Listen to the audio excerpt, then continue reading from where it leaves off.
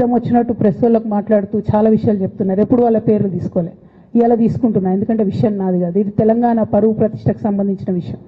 ఇలా దేశంలో ఏ మూలకు పోయినా ఎక్కడికి పోయినా కేసీఆర్ అంటే ఒక మహానాయకుడు, త్యాగం చేసిన నాయకుడు అని చెప్పి మాట్లాడతారు. రేపటి నుంచి ఏం మాట్లాడతారు? సిబిఐ ఎంక్వైరీ వస్తే ఏం మాట్లాడతారు? కేసీఆర్ అంటే సిబిఐ కేసు అంటారు. మా నాన్న పరువు పోతే నాకా బాధ, మీకా? మీకు పైసలు కావాలి కదా, మీకు పేరుతోనేం పని? ఇంకా కూడా ఈ విషయాలు అర్థం చేసుకోకుండా, ఇంకా కూడా ఇటువంటి వ్యక్తుల్ని దూరం పెట్టుకోకుండా ఉంటే ఇక కేసీఆర్ గారి మీద సిబిఐ కేసు వేసేటటువంటి స్థాయికి వచ్చినాక ఏం పార్టీ ఉంటేంది పోతేంది. బీఆర్ఎస్ పార్టీ నాయకులు నన్ను తిట్టుకున్నా సరే, లోకల్ బాడీ ఎన్నికలలో నాకు నష్టం జరుగుతుంది అనుకున్నా సరే, మా నాన్న మీద సిబిఐ ఎంక్వైరీ పడ్డాక ఏముంది, తొక్కల ఎలక్షన్ ఒకటి గెలుస్తారు, ఒకటి ఓడిపోతారు. అసలు ఓడిపోయే పరిస్థితి ఎట్లా వచ్చింది? ఇటువంటి దుర్మార్గుల వల్ల కాదా వచ్చింది? ఆలోచన చేసుకోవాలి కదా. ఓ అంటే నా దగ్గర పైసలు ఉన్నాయి, టీవీలు ఉన్నాయి, సోషల్ మీడియాలు ఉన్నాయి, ఏటు పడితే అటు మాట్లాడతామంటే తోలు తీస్తాం చెప్తున్నా నేను. గీత గీసుకుంటాం బిడ్డ. మీరు ఒక్క కమెంట్ పెడితే మేము 10 చేస్తాం. ఏది పడితే అది మాట్లాడచ్చు సోషల్ మీడియాలో అనుకుంటూ చూసుకుంటూ ఊరుకుంటున్నా.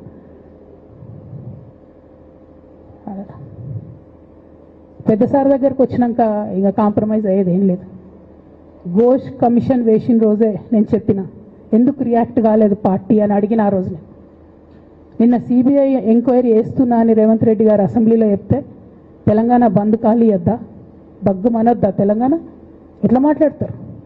నిజంగానే మనిషి అవినీతి అయితే, నిజంగానే మనిషి డబ్బులు తినోడైతే వేరు మాట. ఆయనకు తిండి మీద కూడా ధ్యాస ఉండదా బాబు? తెలంగాణ అదే పిచ్చి. అట్లాంటి మనిషిని పట్టుకొని ఇవాళ ఏది పడితే అది మాట్లాడితే కూడా రియాక్ట్ కాకపోవడం చాలా దారుణం, చాలా దారుణం.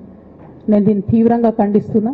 At the same time Congress government PC Ghosh commission వేసిండ్రు.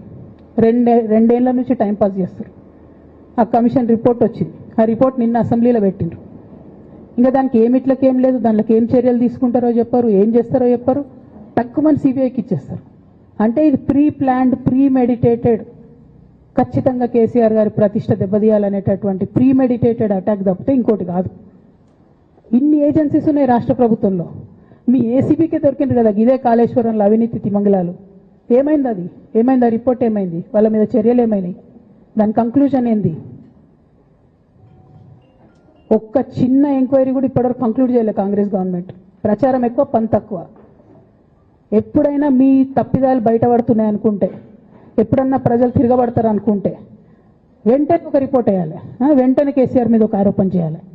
ఇప్పటికి కూడా రేవంత్ రెడ్డి గారికి కేసీఆర్ గారి పేరు చెప్పుకోకపోతే ఆయన ఫోటో కూడా పేపర్లో వేరేమని భయం పాపం. అందుకని ఆయన రోజు పొద్దుగాలేస్తే కేసీఆర్ని తిట్టుడే తప్పితే ఇంతవరకు కూడా వేరే ఆలోచన చేయడం లేదు. మేము డిమాండ్ చేస్తూ ఉన్నాం కాంగ్రెస్ ప్రభుత్వాన్ని, మీరు బట్టగాల్చి మీదేసినట్టు ఆరోపణలు వేయడం కాదు, మీకు దమ్ము ధైర్యం ఉంటే నేను పేర్లు కూడా చెప్పిన, చూడండి ఎక్కడి వరకు పోతారో చూస్తాం. మీకు అండర్స్టాండింగ్ లేకపోతే మీకు అండర్స్టాండింగ్ పెట్టుకొని కేసీఆర్ గారిని టార్గెట్ చేయడం ఇది పొలిటికల్గా కరెక్ట్ కాదు. మన రాష్ట్రంలో ఇటువంటి వాతావరణం ఇదివరకు లేకుండే, రేపు పొద్దున కూడా ఉండొద్దని చెప్పి నేను కోరుతాను. కాంగ్రెస్ ప్రభుత్వం కేవలం కాళేశ్వరం విషయమే కాదు, బీసీల విషయంలో ఎంతగా మోసం చేస్తున్నారు. ఫస్ట్ ఏమో బిల్లు పెడతారు, మేమందరం లొల్లి పెడితే టైంపాస్ చేసి 1.5 year తర్వాత బిల్లు పెట్టిరు. బిల్లు పెడితే కనీసం గవర్నర్ దగ్గర పోరు, కనీసం రాష్ట్రపతి దగ్గర పోరు, ప్రధానమంత్రి దగ్గర పోరు. గవర్నర్ పెండింగ్ పెట్టుకుంటే ఎందుకు సుప్రీంకోర్టు కోతలేరు? ఇంకా కూడా మళ్ళీ ఛాలెంజ్ చేసి అడుగుతా ఉన్నాను నేను, ఎందుకు సుప్రీంకోర్టు కోతలేరు? మీరు సెప్టెంబర్